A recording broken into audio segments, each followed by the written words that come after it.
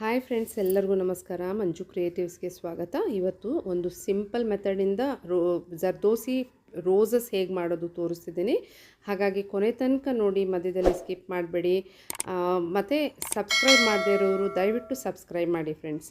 ಈಗ ನಾನು ಬುಟ್ಟ, ಅದರಲ್ಲೂ ಒಂದು ರೋಸ್ ಪೆಟಲ್ ಮಾಡೋದಕ್ಕೆ ಫಸ್ಟು ನಾನು ಸ್ಟೋನನ್ನು ಅಟ್ಯಾಚ್ ಮಾಡ್ತಿದ್ದೀನಿ. ಕ್ಲಿಪ್ ಸ್ಟೋನ್ ಅಂತ ಹೇಳ್ತೀವಲ್ಲ ಅಂಥದ್ದು. ಇದು ಕೆಳಗಡೆ ಬೇಸಲ್ಲಿ ಹೋಲ್ಸ್ ಇರುತ್ತೆ, ಅದನ್ನು ನಾವು ಕ್ಲಾತ್ಗೆ ಸೂಜಿ ಮತ್ತು ದಾರದಿಂದ, ಇದು ನಾನು ಜರ್ದೋಸಿ ಫ್ಲವರ್, ಇದು ರೋಸ್ ಮಾಡ್ತಿರೋದು ಸೂಜಿ ಮತ್ತು ದಾರ, ನಾರ್ಮಲ್ ಸೂಜಿಯಿಂದನೇ. ಹಾಗಾಗಿ ಈ ಕ್ಲಿಪ್ ಸ್ಟೋನನ್ನು ನಾನು ಈಗ ಸೂಜಿ ದಾರದಿಂದ ಲಾಕ್ ಮಾಡ್ಕೋತಾ ಇದ್ದೀನಿ. ಕಂಪಲ್ಸರಿ ಮಾಡಬೇಕು, ಗ್ಲೂ ಹಾಕಿ ಅಂಟಿಸೋದು ಆ ರೀತಿ ಮಾಡಬಾರ್ದು. ಈಗ ನೋಡಿ, ಒಂದು ಸ್ವಲ್ಪ ಡಿಸ್ಟೆನ್ಸ್ಗೆ ಫಸ್ಟು ಸೂಜಿನ ಮೇಲಕ್ಕೆ ತೊಗೋಬೇಕು.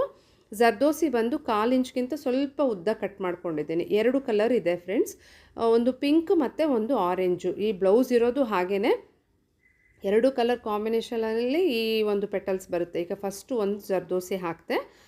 ಈಗ ಅದರ ಮಧ್ಯಕ್ಕೆ ಮತ್ತೆ ಸೂಜಿನ ಹೊರಗೆ ತೊಗೊಂಡು ಇನ್ನೊಂದು ಕಲರ್ ಜರ್ದೋಸಿ ತೊಗೊಂಡು, ಮತ್ತೆ ನಾನು ಎಷ್ಟು ಡಿಸ್ಟೆನ್ಸ್ ಸೆಂಟರಿಂದ ತೊಗೊಂಡಿದ್ದೀವಿ ಅಷ್ಟೇ ಡಿಸ್ಟೆನ್ಸು ಆ ತುದಿ ಫಸ್ಟ್ದು ಜರ್ದೋಸಿ ಹಾಕಿದ್ನಲ್ಲ ಅದಕ್ಕಿಂತ ಮುಂದಕ್ಕೆ ಹಾಕಬೇಕು. ಈಗ ಹಾಕಿರೋದು ಮಧ್ಯಕ್ಕೆ ತೊಗೋಬೇಕು ಸೂಜಿನ ಮೇಲಕ್ಕೆ, ಪುನಃ ಜರ್ದೋಸಿನ ಇನ್ನು ಸ್ವಲ್ಪ ಮುಂದಕ್ಕೆ ಹಾಕಬೇಕು. ಒಂದು ಅಂದರೆ ಓವರ್ಲ್ಯಾಪ್, ಅಂದರೆ ಒಂದರ ಮಧ್ಯದಿಂದ ಇನ್ನು ಸ್ವಲ್ಪ ಮುಂದಕ್ಕೆ, ಮತ್ತು ಅದರ ಮಧ್ಯದಿಂದ ಮುಂದಕ್ಕೆ, ಈ ರೀತಿ ನಾವು ಹಾಕ್ತಾ ಅದನ್ನು ಒಂಥರ ಪೇರಿಸ್ತೀವಲ್ಲ, ಪೇರಿಸೋ ಥರ ಆ ಒಂದು ಮಾಡೆಲಲ್ಲಿ ಹಾಕ್ತಾ ಹೋದಂತೆ ನಮಗೆ ಈ ರೋಸ್ ಬಂದುಬಿಡುತ್ತೆ ಫ್ರೆಂಡ್ಸ್. ಸಿಂಗಲ್ ಲೇಯರೂ ಹಾಕ್ಬೋದು, ಡಬಲ್ ಲೇಯರೂ ಹಾಕ್ಬೋದು. ಇದನ್ನು ಜಾಸ್ತಿ ಮಾಡ್ಕೊಂಡು ಹೋದಷ್ಟು ದೊಡ್ಡ ದೊಡ್ಡ ಫ್ಲವರ್ ಬರುತ್ತೆ, ತುಂಬ ಬ್ಯೂಟಿಫುಲ್ ಆಗಿರುತ್ತೆ. ಈಸಿ ಮೆಥಡು, ಯಾರು ಬೇಕಾದರೂ ಹಾಕ್ಬೋದು ಫ್ರೆಂಡ್ಸ್. ಈಗ ನೀವು ನೋಡ್ತಿದ್ದೀರಲ್ಲ, ಖಂಡಿತ ನಿಮ್ಮ ಬ್ಲೌಸ್ಗೂ ಟ್ರೈ ಮಾಡಿ.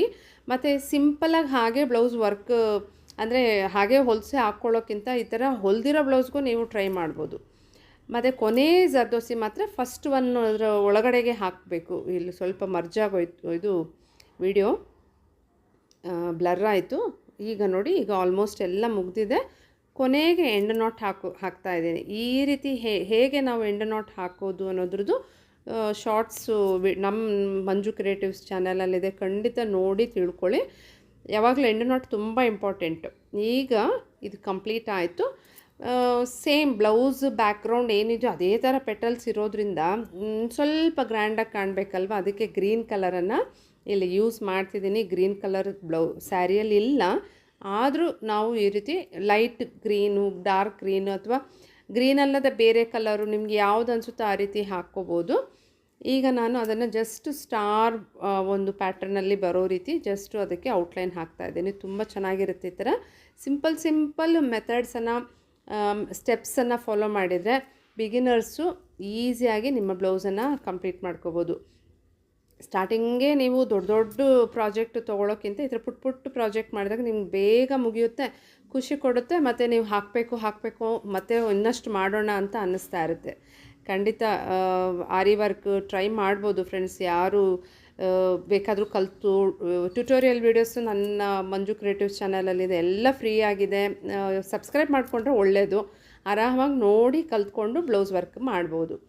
ಈಗ ಆಗಲೇ ಹೇಳಿದಂತೆ ಓನ್ಲಿ ಇದು ಬುಟ್ಟಾಸ್ ಅಷ್ಟೇ, ಅದರಲ್ಲೂ ಇದು ಇನ್ನು ಸ್ವಲ್ಪ ಫಿಲ್ಲಿಂಗ್ ಬರಬೇಕು ಅಂತ ಹೇಳಿ ಆ 2 ಮಾರ್ಕಿಂಗ್ಗಳ ಮಧ್ಯದಲ್ಲಿ ಈಗ ನಾನು ಗ್ಯಾಪ್ ಇನ್ನೂ ಒಂದಷ್ಟು ಫಿಲ್ ಆಗೋದಕ್ಕೋಸ್ಕರ ಜರಿಯಿಂದ ನಾನು ರೌಂಡಾಗಿ ಹಾಕ್ತಿದ್ದೀನಿ ಚೈನ್ ಸ್ಟಿಚ್ಚು.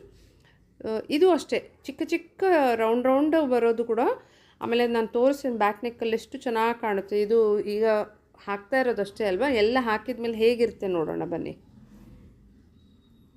ನೋಡಿ, ಈ ಥರ ಬ್ಯಾಕ್ ನೆಕ್ಕಲ್ಲಿ ಹಾಕಿದ್ದೀನಿ, ತುಂಬಾ ಚೆನ್ನಾಗಿ ಕಾಣುತ್ತೆ ಅಲ್ವಾ. ಮತ್ತು ಡೋರೀಸು ಹಾಕಿದ್ದೀನಿ ಸಿಂಪಲ್ಲಾಗಿ.